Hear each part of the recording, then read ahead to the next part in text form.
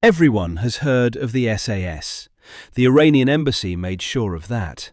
Black figures coming down a building on live television, and a regiment that was a rumour the day before became a legend overnight.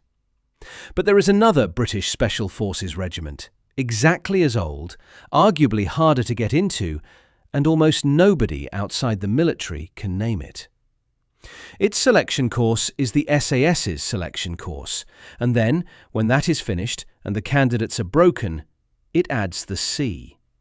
Weeks of diving, of swimming with equipment in cold, black water at night, of locking out of a submerged submarine into the dark.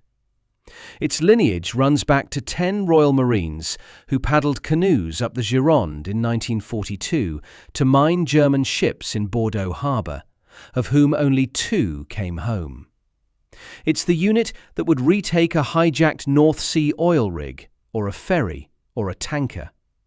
It has fought in every British war since, almost always without a name attached. It's the Special Boat Service, and it has spent 80 years being the most capable Special Forces unit that the public has never heard of. Partly by accident, and partly, you suspect, by preference. Its motto is, by strength and guile. Its headquarters sit at Poole in Dorset, a harbour town facing open water. Neither gets much public attention. That is rather the point. To understand how the SBS ended up here, equal in capability to the most famous Special Forces regiment in the world, invisible to almost everyone outside the military, you have to go back to December 1942. Not to a celebrated operation, to one of the most extraordinary things any small group of soldiers ever did, and one of the least thanked. The night of the 7th December 1942, HMS Tuna surfaces off the mouth of the River Gironde on the French Atlantic coast. She has spent a week running south from Holy Loch in Scotland, making the Bay of Biscay passage submerged and slow, and now the hatches open into cold, salt air. 10 Royal Marines emerge onto the wet casing in the dark and lower 5 two-man canoes into the water. Collapsible canvas craft called cockles, Mark II design, built to compress through a submarine's torpedo hatch, each capable of carrying 2 men and 220 kilograms of equipment, and paddled in near silence. Their names: catfish, crayfish, conger, cuttlefish, coalfish. A 6th canoe, cachalot, was damaged coming through the hatch, and its crew stayed behind on Tuna. 13 men had been selected for the operation. 10 launched into the dark. 70 miles upriver, in the port of Bordeaux under German occupation, sat the blockade runners, merchant ships delivering rubber, vegetable oil, and raw materials from the Far East, supplying the Axis war machine through a port too far inland for conventional naval attack and too well defended for strategic bombing without mass civilian casualties. So the task had fallen to the Royal Marines' Boom Patrol Detachment, formed on the 6th of July 1942 at Southsea. A unit whose cover name was deliberately designed to sound like harbour maintenance. The operation was called Frankton. Most of the men had not been told their destination until they were already at sea. In canoe Catfish, Major Herbert George Hasler, 31 years old, known as Blondie, commanding. Marine Bill Sparks behind him. In Crayfish, Corporal Albert Laver and Marine William Mills. In Conger, Corporal George Sheard and Marine David Moffat. In Cuttlefish, Lieutenant John McKinnon and Marine James Conway. In Coalfish, Sergeant Samuel Wallace and Marine Robert Ewart. The Gironde estuary in December isn't a river anyone would choose to be on. At its mouth, the channel is 3 miles across and the tidal races run at speed.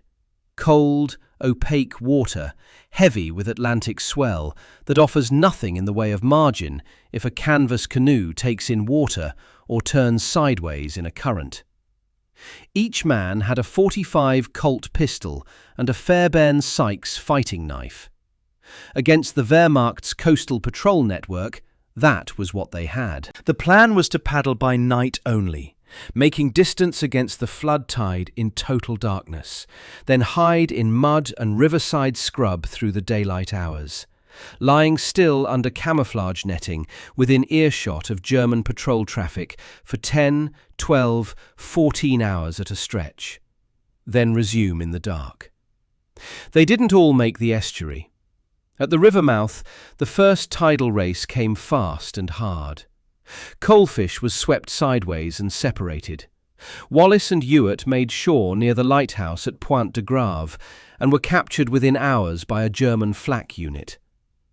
Hitler's commando order had been issued that October. All commandos operating behind German lines were to be killed without trial, regardless of uniform or circumstances of capture. Wallace and Ewart were executed. Conger hit a second, more severe tidal race and capsized. Sheard and Moffat held on to the flanking canoes long enough to be brought toward the south bank of the river, then were released into the current in the dark. Neither survived. Both are believed to have died of hypothermia that night. Moffat's body washed ashore on the Ile de Ré on the 14th of December 1942. Sheard's body was reportedly recovered and buried further along the French Atlantic coast. Cuttlefish capsized in rough tidal conditions on the first night. McKinnon and Conway both died of exposure at sea. Neither made it ashore. 2 canoes remained, Catfish and Crayfish. 4 men. 5 nights of paddling up the Gironde, progressing by increments against the tidal cycle. 32 kilometres on the first night, 35 on the second, 24 on the third, and then a night of only 14 when the ebb tide made further movement impossible. On the second day, fishermen from a nearby village found where Hasler's men were hiding in the riverbank scrub. Hasler's men persuaded them that silence was in everyone's interest. On the 4th night, Hasler judged the distance covered enough and held position through an additional daylight period to prepare. He spent those hours assigning mines to targets and setting fuses. Catfish to work the western side of the Bordeaux docks, Crayfish the east. At 9 p.m. on the 5th night, 11th of December 1942, both canoes entered Bordeaux harbour without challenge. The port was partially lit, and target vessels were moored on both banks of the inner basin. Hasler brought Catfish silently alongside the first vessel and placed mines against the hull below the waterline with a magnetic holder and an extending placing rod, then moved on to the next. He worked across 4 vessels in sequence, including the fast German patrol ship Speerbrecher. At one point, a sentry appeared on the Speerbrecher's deck and shone a torch down toward the water. Hasler went still. The canoe was dark against the dark water. The torch moved away. Crayfish worked the eastern bank simultaneously, attaching mines to a large cargo ship and a smaller liner at the Basson's quays upstream. Both crews were clear of the harbour before midnight. The fuses were set for 9 hours. 6 ships were badly damaged when the mines detonated in the early hours of the 12th of December. Some were out of service for months.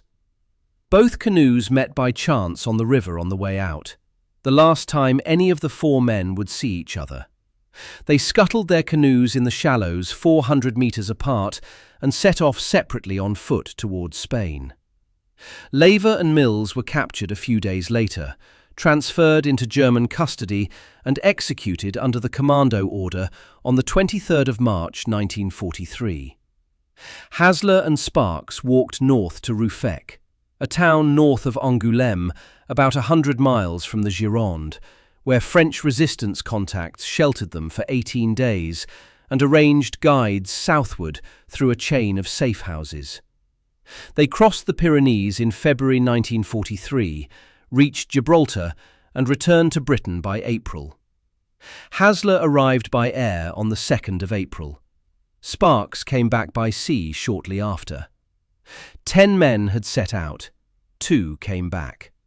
C.E. Lucas Phillips's 1956 book gave the operation its popular name, The Cockleshell Heroes, after a 1955 film had already brought it to a mass audience, though Hasler reportedly detested the liberties the film took with the facts. Lord Mountbatten described it as the most courageous and imaginative of all the raids carried out by the men of combined operations. What the National Army Museum records as institutional fact is this. The Royal Marines Boom Patrol Detachment was incorporated after the war into what became the Special Boat Service. The direct organisational line from those 10 men in 5 canoes to the regiment at Poole today has never been broken. Frankton wasn't the whole wartime story. The modern SBS draws from 2 distinct threads, and neither produced a famous name. In July 1940, Major Roger Courtney, a former big game hunter from Africa, made his case for canoe warfare by paddling a foalboat to a Royal Navy ship moored on the River Clyde, climbing aboard undetected, writing his initials on the captain's cabin door, and presenting the stolen, soaking deck gun cover to a group of senior naval officers at a hotel in Inverary as proof of concept. He was given command of the foalboat troop of No. 8 Commando, subsequently redesignated No. 1 Special Boat Section. Working with the 1st Submarine Flotilla at Alexandria, the unit conducted beach reconnaissance of roads and early raiding operations alongside the SAS in the North African desert. From spring 1943, a parallel strand took shape in the eastern Mediterranean. When the 1st SAS was reorganised, 250 men formed the Special Boat Squadron under Major George Jellicoe, 24 years old, a future cabinet minister, selected by David Stirling to command the new formation.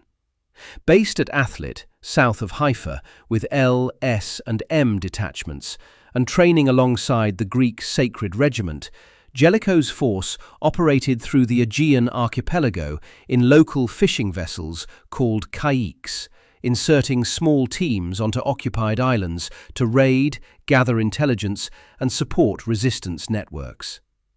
In July 1944, they hit the German garrison on the Dodecanese island of Symi and took the entire force, killed or captured. By 1944, the SBS's 200 to 300 men in the Aegean were occupying, by subsequent military assessment, the attention of 6 German divisions. None of these operations produced a name the British public ever learned. That was partly because the Aegean was a secondary theatre, partly because the men who carried them out weren't disposed to seek attention, and partly because enough of them died that there was nobody left to seek it. The wartime units converged after 1945 through several post-war name changes: Special Boat Company, Special Boat Section, Special Boat Squadron, until 28th of July 1987, when the unit was renamed the Special Boat Service and formally assigned the maritime counter-terrorism role it still holds today. The regiment received its own cap badge on the 18th of November 2003, bearing the motto, "By Strength and Guile." It had taken 60 years. Every few months, candidates for British Special Forces arrive in the Brecon Beacons carrying loaded burgans and a map. SAS candidates and SBS candidates do exactly the same thing at exactly the same stage. UK Joint Special Forces selection is the common gate, a hills phase of timed, loaded marches across terrain designed not merely to test endurance, but to break the gap between a man's estimate of his capabilities and the reality of them. Candidates navigate alone in deteriorating weather, in the dark, in cold that the hills manufacture efficiently.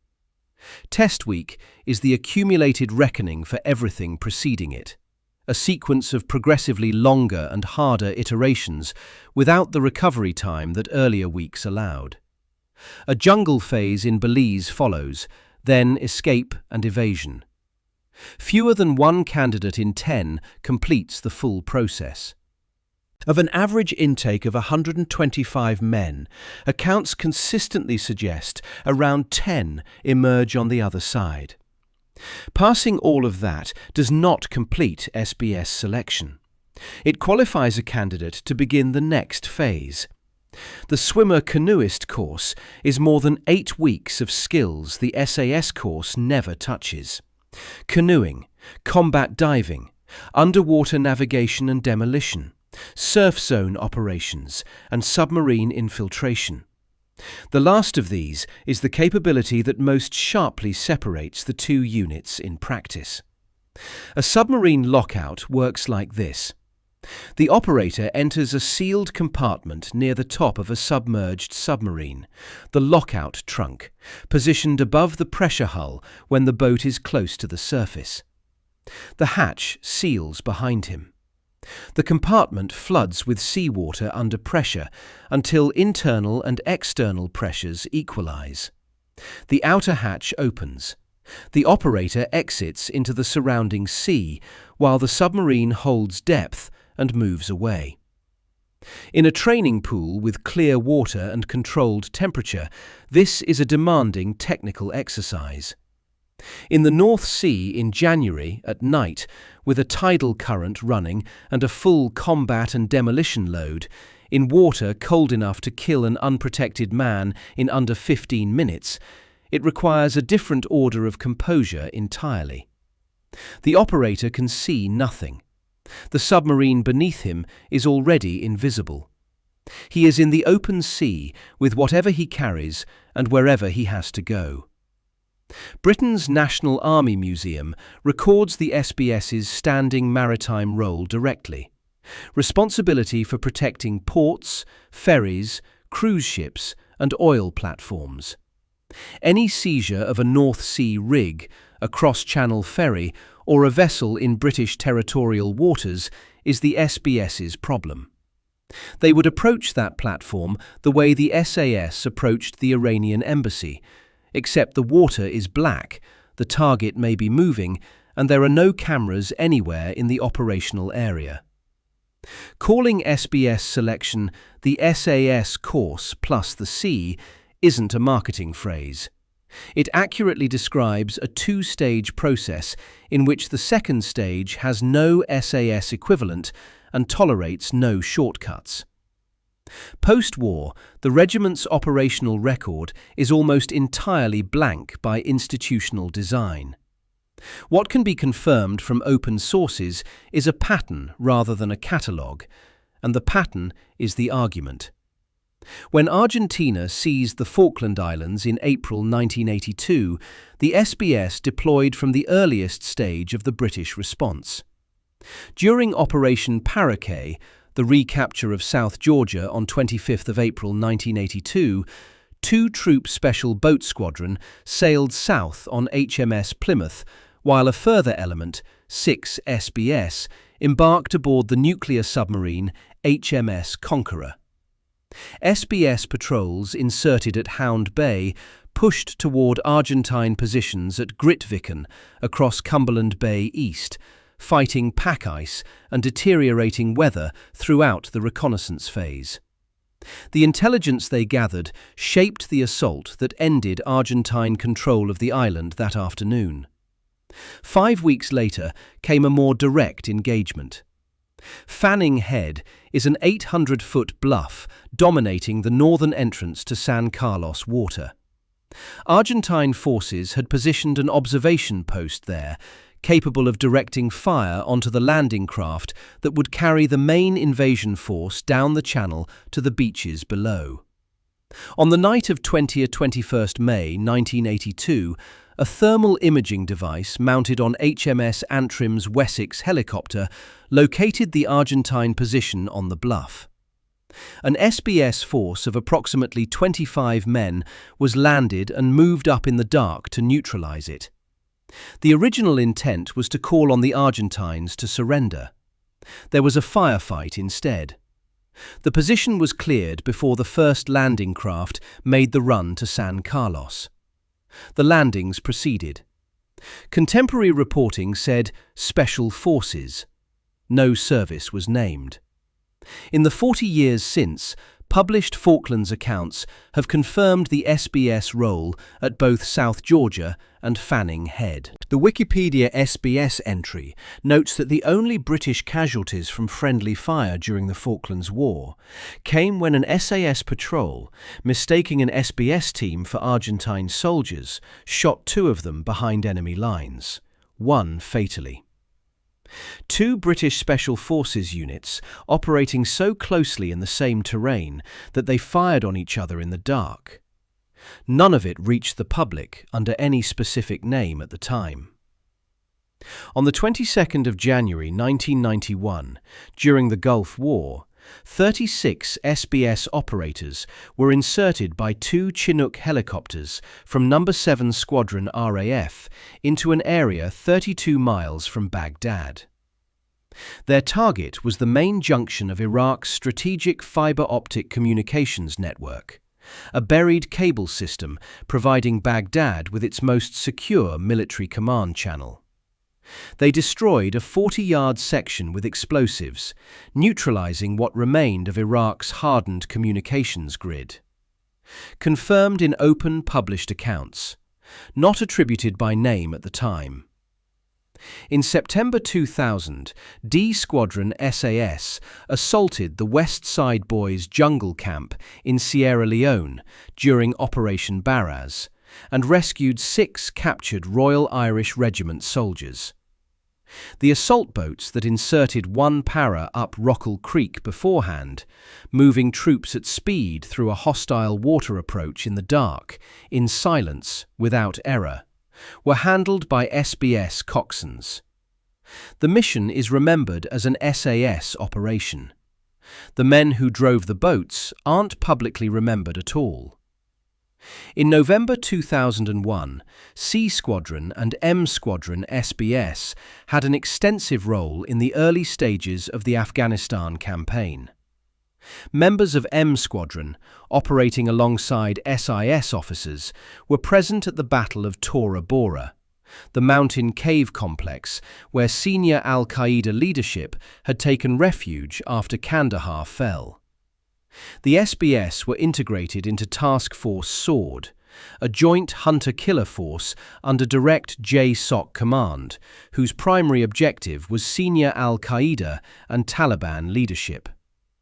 By spring 2005, the Director of Special Forces had rebalanced British Special Forces deployments so that Afghanistan was formally assigned to the SBS and Iraq to 22 SAS.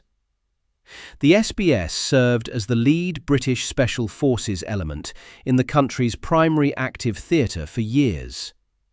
Almost none of this reached public consciousness under the regiment's name. That recurring pattern, significant operations, generic attribution to Special Forces, no service named, is documented and consistent across 4 decades of British military action. The blank in the public record isn't evidence of inactivity. It's evidence of how the regiment operates, and in a specific sense, of what it has chosen to be. Today, the SBS sits within the UK Special Forces structure under the Director Special Forces, a Major General who commands the entire UK SF community. The order of battle includes 22 SAS for land and air special operations, the SBS for maritime and amphibious operations, the Special Reconnaissance Regiment for long-duration surveillance and intelligence gathering, and the Special Forces Support Group providing enabling capacity for all 3.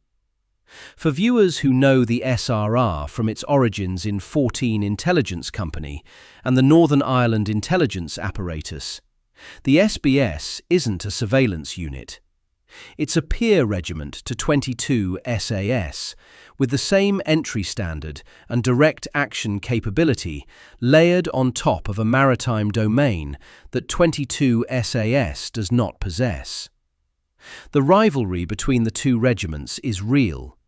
Inter-service friction between Army and Royal Marines culture is old and finds specific expression in the UK SF community.